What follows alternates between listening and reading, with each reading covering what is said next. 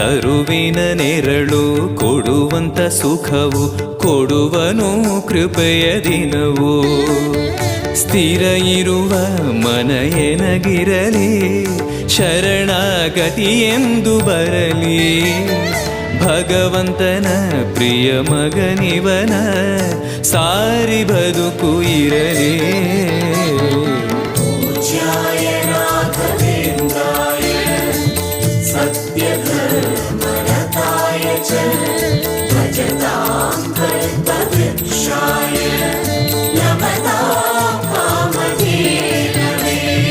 ಆಲಯವೆಂದರೆ ಮಂತ್ರಾಲಯವೇ ಬೇರೆ ನಾ ಅರಿಯಲಾರೆ.